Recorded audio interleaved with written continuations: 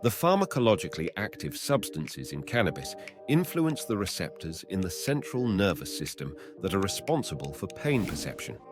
As a result, the release of neurotransmitters is inhibited, and pain information cannot be transmitted among the nerve cells. Pain is perhaps the most important indication for cannabis therapy. Mediorbis provides answers to important questions. Cannabis for pain relief is ideally always an individually tailored therapy.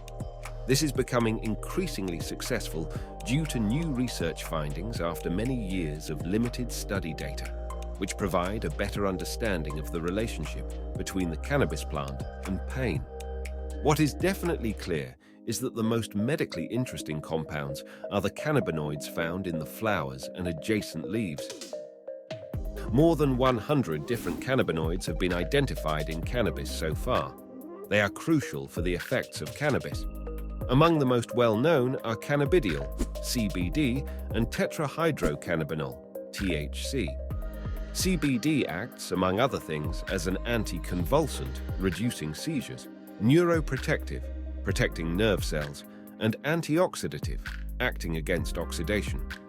THC is associated with effects such as being antiemetic, reducing nausea, stimulating appetite, relieving pain, reducing inflammation, and relaxing muscles. Additionally, it has psychotropic effects, influencing the mind. Access to THC-containing products varies from country to country, so please review your local laws before considering cannabis therapy.